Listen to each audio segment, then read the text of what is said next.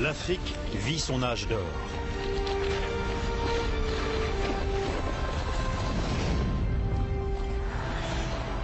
Au sud du continent se trouve le Grand Zimbabwe, une glorieuse ville aux murs de pierre. Qu'était-ce donc que ces ruines mystérieuses, découvertes au fin fond de l'Afrique? Dans le monde, hors de l'Afrique, on ignorait tout de l'histoire ancienne des peuples noirs. Aujourd'hui, enfin, on commence à apprendre. On sait que ces impressionnantes murailles s'élevaient au centre d'un puissant royaume noir. Comme dans une forteresse, des monarques vivaient leur royale solitude, qui ajoutait à leur mystère, comme il convient à la condition royale. Investis des pouvoirs religieux et temporels, ils incarnaient le bien-être du peuple.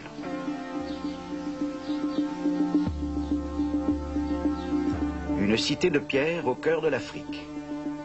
Pourtant, les Blancs qui les premiers la découvrirent étaient si aveuglés par leurs préjugés qu'ils ne pouvaient en accepter l'évidence. Plutôt que d'admettre la possibilité de l'existence d'une histoire véritablement et exclusivement africaine, ils trouvèrent des explications fantaisistes. Par exemple, ils parlèrent de rites en l'honneur de lointains monarques comme le roi Salomon et la reine de Saba. Une gigantesque ville en pierre construite au beau milieu de la savane. En 1871, l'explorateur allemand Karl Mahor découvrit les ruines du royaume du Grand Zimbabwe en Afrique australe. Il ignorait qui avait édifié cette cité, mais estimait son architecture trop complexe pour être l'œuvre des Africains. Aujourd'hui, nous en apprenons toujours plus sur cette brillante civilisation et ses liens avec les autres royaumes africains.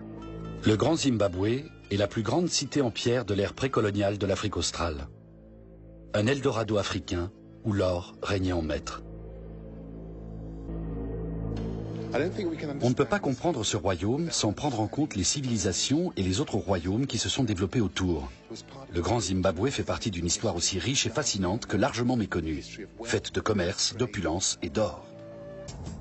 Je fais route vers Pretoria, en Afrique du Sud, où se trouve un musée qui retrace le glorieux passé de Mapungubwe. Des objets en or tout à fait étonnants y sont exposés. L'or est tellement fin qu'il brille, n'est-ce pas? Oui, il a été battu sur une enclume en pierre. Le rhinocéros a été sculpté dans du bois qui a été recouvert d'une feuille d'or pour épouser sa forme. Les petits trous que vous voyez sont les traces des épingles utilisées pour fixer la feuille sur le bois. Évidemment, au bout d'un millier d'années, le bois a fini par se désagréger. C'est un or pur à presque 100%, d'où son éclat jaune vif. Ce devaient être des gens puissants. Oui, effectivement. Nous avons retrouvé d'autres artefacts en or, notamment celui-ci, un sceptre ou une masse en or. C'est le plus gros objet en or retrouvé dans la nécropole. Le royaume de Mapungubwe a existé au XIIe siècle. Il n'était pas très éloigné des mines d'or du Zimbabwe. Manifestement, il comptait des orfèvres très habiles. Comme à Manikéni, ces trésors ont presque tous été retrouvés dans des sépultures royales. Cette civilisation ne réduisait pas l'or à sa seule valeur commerciale. Voici la colline proprement dite, où vivait la population il y a 1000 ans. L'histoire du royaume de Mapungubwe s'étale du XIe au XIIIe siècle. Selon les anthropologues, c'était une société de classe basée sur une séparation stricte entre le roi, ses ministres et ses sujets. Après l'effondrement du royaume, une partie de la population a migré vers le nord, où elle a fondé le Grand Zimbabwe. Il y avait ici une grande enceinte en pierre, des huttes pour les serviteurs et des palissades en bois tout autour de la colline, vraisemblablement pour la protéger des attaques ennemies et préserver la tranquillité du souverain. En quoi ce site est-il si important? Mapungubwe est le tout premier royaume d'Afrique australe. Il est à l'origine de toutes les lignées royales que l'on peut rencontrer dans cette partie du continent.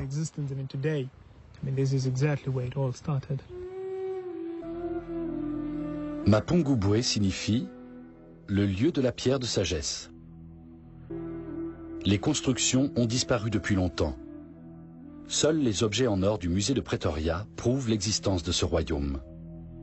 Donc, ceci, en fait, introduit la notion de vision coloniale. C'est-à-dire qu'il faut savoir que, dans le cadre de la période coloniale, on a, donc les Occidentaux, les Européens, ont bâti de toutes pièces une histoire africaine qui avait pour vocation de dire, en fait, que, comme par hasard, les peuples africains auraient été les seuls peuples de la planète qui n'auraient pas eu accès par eux-mêmes à la civilisation.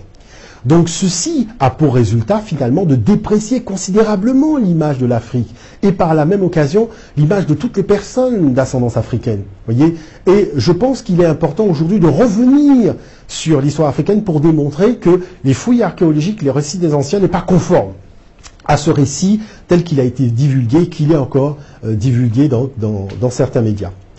Nos jeunes aujourd'hui ont l'impression, et ça on le voit très facilement à travers toute une série de discussions, que non seulement durant la période antique, il n'y a pas eu de grande civilisation africaine, puisqu'on présente l'Égypte antique comme étant une civilisation qui aurait été construite par des non-africains, des extra-africains. Mais la Nubie, qu'on présente comme une civilisation donc africaine, est finalement, dans les récits, présentée comme une espèce de réservoir d'esclaves pour les Égyptiens anciens. Donc la Nubie ne serait que ça, comme par hasard, le réservoir d'esclaves. Alors, deuxième chose, c'est que lorsqu'on aborde maintenant l'histoire de l'Afrique impériale, c'est que on nous dit que les Africains n'auraient construit donc des civilisations en pierre taillée que durant l'Antiquité. Mais quand on aborde la période de l'Afrique impériale, donc ce que vulgairement on appelle l'Afrique précoloniale, on ne retrouverait que des huttes en bois. C'est-à-dire que tout ce qui concerne les constructions massives, le génie africain qui aurait permis au peuple de l'Antiquité de bâtir des gigantesques civilisations, ce génie se serait complètement volé, aurait complètement disparu à un moment de l'histoire pour ne finalement léguer que des huttes en bois, donc des constructions relativement précaires. Alors tout ça, naturellement, est fondamentalement faux. Tout ça est fondamentalement faux parce que nous avons des fouilles archéologiques. Il y a aussi, il ne faut pas l'oublier, donc les photos qui sont prises du ciel par les satellites qui nous permettent quand même de retrouver les anciennes civilisations africaines et ça c'est important. Le problème commence en fait parce que vous savez, donc les Européens ont pris possession de l'Afrique du Sud, il y a eu la guerre contre les Zoulous avec Shaka Zulu, avec Setewayo, donc toute une série de rois et puis il y a cette petite progressive remontée vers le nord, donc en partant du sud, donc la conquête des territoires et naturellement ces grandes civilisations en pierre taillée, en pierre massive, se trouvent donc dans le sud, puisque ce sont des civilisations bantoues. Donc, arrive donc un certain Karl Moch, donc Karl Moch qui arrive en 1871, qui arrive sur le site de Zimbabwe, et qui découvre donc une civilisation immense, c'est-à-dire quelque chose qui dépasse l'entendement, et voilà l'analyse que nous fait Karl Moch. Donc je vous lis l'article parce que c'est criant de vérité, je dirais, pour révéler un petit peu cet aspect de cette vision coloniale. Donc l'article dit... Karl Moch écrit « La cité n'a pas été construite par des Africains », mais il faut maintenant comprendre l'argument que va nous donner notre Karl Moch, parce que la construction est trop élaborée. Vous voyez, la cité n'a pas été construite par des Africains, parce que les constructions sont beaucoup trop élaborées. Alors bon, il faut bien trouver un peuple qui aurait construit donc cette civilisation. Résultat, c'est l'œuvre de colons phéniciens, ou de juifs, comme par hasard, voyez, c'est-à-dire que on se dit, alors on va même pas chercher à prouver comment les juifs ou les phéniciens seraient arrivés au plein cœur de l'Afrique, donc à cette époque-là, voyez, mais on va élaborer comme ça des thèses totalement gratuites, parce qu'on considère que l'Africain, comme il n'est pas suffisamment évolué, c'est-à-dire qu'il n'a pas le bagage intellectuel qui lui permettrait donc de bâtir de grandes civilisations, donc même lorsqu'on trouve des civilisations majestueuse dans le cœur de l'Afrique, on ne peut pas affecter cette civilisation au génie africain. Alors, l'article se poursuit. Karl Moch prend un échantillon de bois et voilà. Donc, l'article dit un échantillon de bois confirme son analyse rapide. L'article même dit rapide. Voyez, il a la même odeur que son crayon. Donc, il est en cèdre, donc provient du Liban. C'est-à-dire que vous avez quelqu'un qui ne se soucie même pas de faire une analyse vraiment scientifique, donc avec des procédés donc de datation des procédés chimiques en fait. Non, il prend un bout de bois, il s'amuse à sentir le bout de bois, il dit tiens, ça ressemble à ça a un peu l'odeur de mon crayon, donc ça vient du Liban. Ce n'est pas tout, parce que Moch en fait suivi d'un autre chercheur qui est Willy Pouzelt, qui dérobe des oiseaux de stéatite et en cache d'autres, en attendant de revenir les chercher. C'est-à-dire que quand ils sont arrivés à Zimbabwe, il y avait quand même des vestiges de cette civilisation. Et malheureusement, ces gens ont carrément tout embarqué, ont caché le reste dans des grottes. Donc c'est pour ça qu'on a aussi un peu de mal à retrouver les vestiges de cette civilisation. Bon.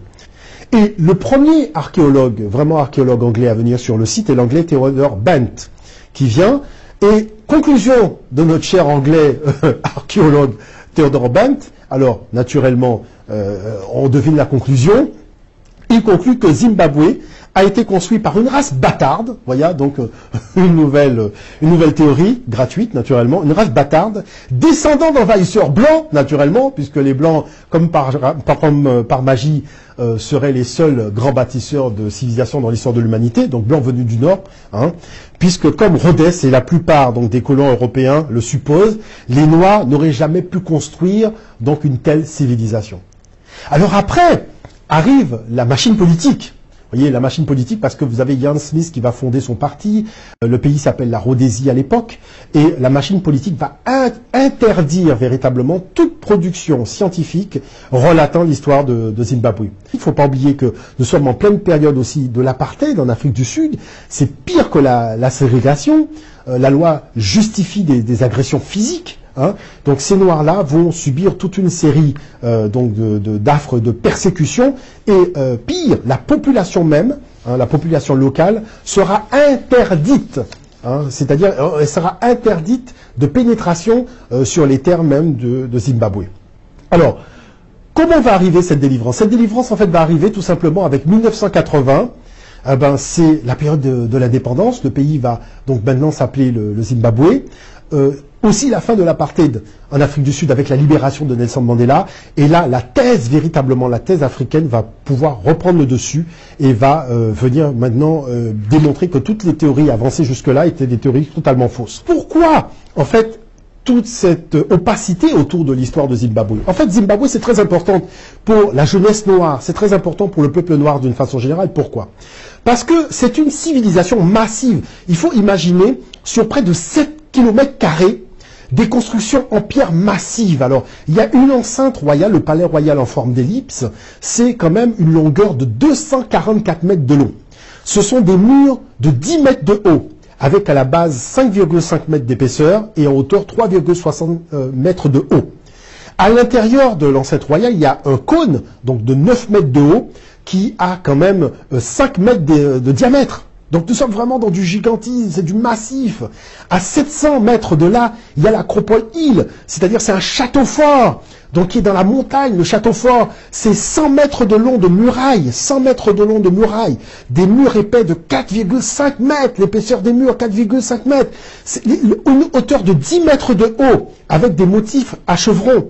Donc nous sommes vraiment, je dirais là, vraiment dans la construction massive. Et c'est pour cette raison hein, que on disait durant la période de la ségrégation que ces civilisations avaient été bâties par des Phéniciens, par des colons juifs. On a même parlé des mines du roi Salomon et de la reine de Saba. C'est-à-dire il était impensable pour eux qu'à cette époque des Noirs aient pu bâtir une telle civilisation. Et vous vous rendez bien compte que c'est le problème de l'apartheid qui a en fait entraîné cette sous-médiatisation donc de cette civilisation qui a fait qu'on a collé au continent noir et aux Africains l'image d'un peuple qui n'a pas créé de civilisation, ce qui est fondamentalement faux.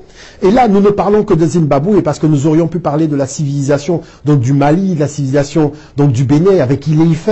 On aura l'occasion de revenir sur toute une série de grandes civilisations. Il ne faut pas oublier que l'âge du fer en Afrique, l'âge du fer, c'est quand même la dernière étude de l'UNESCO, c'est 2900 avant notre ère. L'âge du fer en Europe, c'est 1200 dans la région de Elstad. Donc, à partir du moment où on va retrouver toute cette production intellectuelle, cette célébration du génie africain que nous devons faire régulièrement, c'est l'occasion pour nous de rentrer dans l'histoire africaine avec les derniers vestiges des fouilles archéologiques. Voilà. Vicente et moi, nous nous rendons sur les ruines de Manikéni. Quel lien y a-t-il entre la côte et le Grand Zimbabwe? Manikéni était à mi-chemin entre les deux. Les gens de la côte venaient y échanger des marchandises. Manikéni est un mot bantou qui signifie le lieu où les gens peuvent donner l'un à l'autre. Vraiment? Oui, c'est le sens. Vicente me montre également les vestiges en pierre du vieux Manikéni. Les murs ressemblent à ceux du Grand Zimbabwe. C'était l'enceinte de Manikéni. Ces murailles étaient extrêmement solides et ont résisté de longues années. Après avoir échangé leur or, leurs perles et leurs autres produits, les marchands empruntaient cette route pour aller au Grand Zimbabwe. C'est donc la porte du Grand Zimbabwe. Oui. Durant 200 ans, les souverains du Grand Zimbabwe ont régné sur un puissant royaume entre le Zambèze et le Limpopo, un territoire qui recouvre une grande partie de l'actuel Zimbabwe et une portion du Mozambique. Ce lieu était sa capitale, son palais et sa citadelle. Cet exploit architectural stupéfie les experts. Aucun mortier n'a été utilisé. Les murs ne doivent leur stabilité qu'à une précision exceptionnelle et au savoir-faire des artisans. C'est le mur le plus grand. Il mesure 11 mètres de haut et 6 mètres de large à la base. On estime que plus d'1 million de briques ont été utilisées. Ce lieu est l'équivalent d'une ville médiévale de 20 000 habitants, qui vivaient répartis en différentes classes sociales.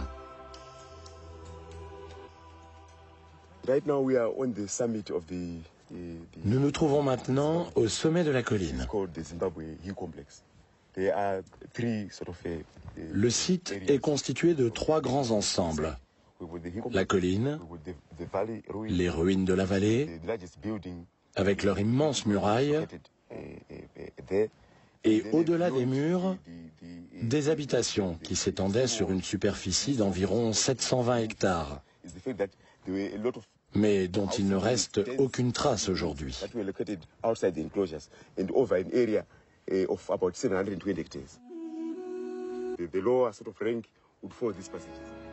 Le rôle de ce site et l'identité de ses bâtisseurs ont longtemps fait l'objet d'une virulente controverse.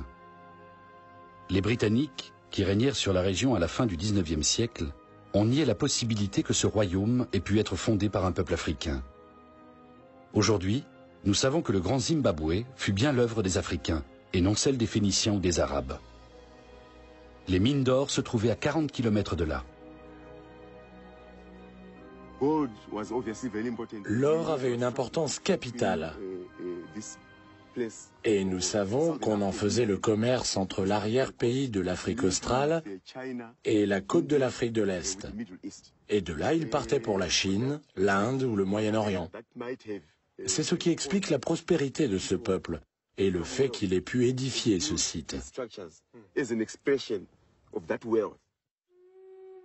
Les archéologues ont retrouvé des perles, des bracelets, de la porcelaine et du verre en provenance de Chine et du Moyen-Orient. Le Grand Zimbabwe, considéré comme un des royaumes d'Afrique les plus avancés, déclina au XVe siècle, comme Kilwa. Les 2 sites sombrèrent dans l'oubli pendant des siècles.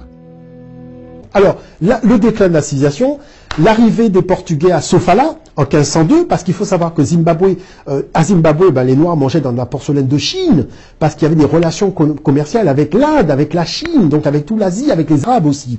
Et le port de Zimbabwe, c'était la ville de Sofala. Donc, en 1502, les Portugais arrivent à Sofala. En 1505, commencent les hostilités avec le Monomatopa. Pourquoi? Parce qu'il y a de l'or. Les Portugais sont attirés par l'or. C'est la course, c'est l'Eldorado. Donc, c'est la course de l'Eldorado africain. Et à partir de là, les Portugais vont remonter le fleuve du Zambèze et vont commencer à s'armer au fur et à mesure pour attaquer le roi, donc, Monomatopa. Et à partir de là, 1629, c'est la conquête portugaise. Cet empire va bouger vers le Mozambique. En 1502, on va retrouver une lignée royale avec les Karangas, et ce sera la dernière lignée royale donc de cet empire. Le Grand Zimbabwe a donné son nom à l'actuel Zimbabwe. Preuve que les anciens royaumes ne disparaissent jamais totalement.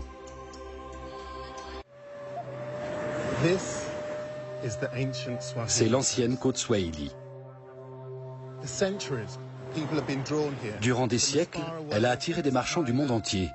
Chine, Inde, Moyen-Orient, venus pour échanger toutes sortes de marchandises,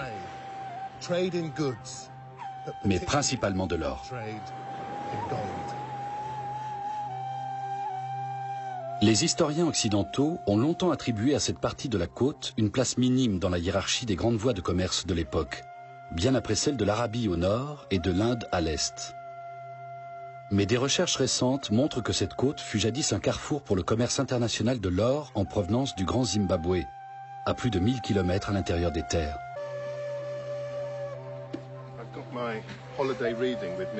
J'ai apporté de la lecture pour mes vacances. Enfin, c'est plus que ça. Il s'agit du périple de la mer Érythrée. Une sorte de guide de l'océan Indien écrit au 1er siècle de notre ère.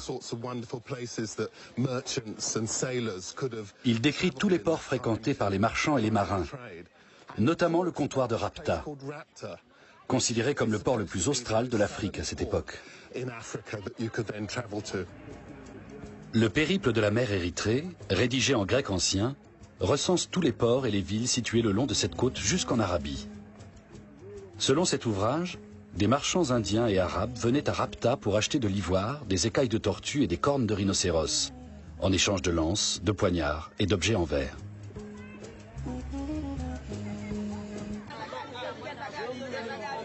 Le swahili est une langue bantoue, la plus répandue en Afrique de l'Est. Le mot swahili vient du mot arabe signifiant côte. On reconnaît aussi quelques emprunts à l'hindi et au portugais. Le 7 décembre 1497, Vasco de Gama reprend la mer. À partir de cet instant, il navigue dans l'inconnu. Aucun navigateur européen avant lui n'a parcouru ces eaux. Il remonte les côtes d'Afrique, découvre le delta du Zambèze, l'île de Mozambique, et au début du mois d'avril 1498, il atteint les villes de Mombasa, puis de Malindi. Vasco de Gama découvre alors que les villes de l'Afrique de l'Est font partie d'un réseau commercial puissant et dynamique, tissé depuis des siècles par les commerçants arabes. Des flottilles de boutres à voile latine sillonnent l'océan Indien, chargées d'une incroyable variété de marchandises et notamment d'esclaves africains. Suivant les conseils du pilote arabe prêté par le roi de Malindi, Vasco de Gama attend la mousson pour reprendre la mer. Le 24 avril 1498, il appareille et met le cap à l'est en direction de l'Inde. Le mardi 24 du même mois d'avril, nous partîmes de là avec le pilote que le roi nous avait donné pour une ville appelée Calicut. Pour l'atteindre, nous prîmes la direction de l'est. Le 18 mai, alors qu'il y avait 23 jours que nous ne voyions pas la terre, nous découvrîmes une côte élevée. Le lendemain 19 mai, nous allâmes mouiller à 2 lieues en dessous de la ville de Calicut, dans une localité qui s'appelle Kapua.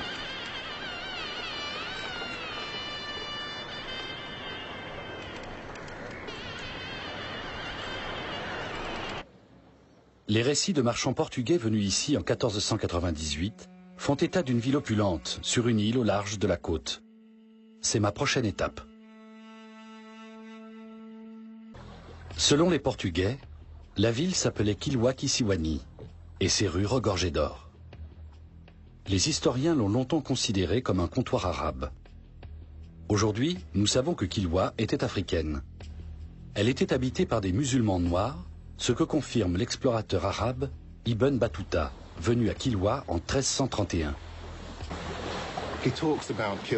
Battuta décrit Kilwa comme une ville d'une extrême beauté. Il parle aussi de ses habitants à la peau très noire et de leur scarification ethnique. C'est une ville 100% africaine et une cité florissante. Cette pièce en cuivre provenant de Kilwa date du XIVe siècle. C'est une des raisons de ma présence ici, car elle a été retrouvée à plus de 1000 km à l'intérieur des terres, au Grand Zimbabwe. Ce qui semble indiquer que Kilwa et le Grand Zimbabwe étaient les points de départ et d'arrivée d'une route commerciale fort lucrative. Les explorateurs portugais admiraient les constructions en corail, les maisons des morts noirs et le palais aux 100 pièces décorées d'or, d'argent et de pierres précieuses. Aujourd'hui, le spectacle est toujours aussi impressionnant. L'archéologue britannique Stephanie Wynne-Jones est une spécialiste de l'histoire de Kilwa. Elle a étudié l'ascension et le déclin de la ville au fil des siècles. Les fouilles archéologiques ont mis en évidence l'existence d'habitations depuis au moins le 9e siècle. L'île était parfaitement intégrée à l'économie de l'océan Indien. Les importations provenaient essentiellement du golfe Persique et de l'Inde. Quelles marchandises transitaient par ce port? On exportait principalement des matières premières provenant de l'intérieur des terres. Kilwa était aussi réputé pour son or, et le commerce de l'or avec le Sud était le socle de sa richesse. C'est la grande mosquée de Kilwa, où se rassemblait la population pour la prière du vendredi. C'est une architecture magnifique, très particulière. Les voûtes et les coupoles sont caractéristiques de Kilwa, tout comme ces nombreuses arches et colonnes que vous voyez ici. Et cette matière incroyable, c'est du corail? Oui, c'est caractéristique de l'architecture swahili. Nous parlons de maisons en pierre, mais en fait il n'y a pas vraiment de pierre sur la côte. Du coup, ils ont développé leur propre style architectural à base de corail, qui est très abondant ici.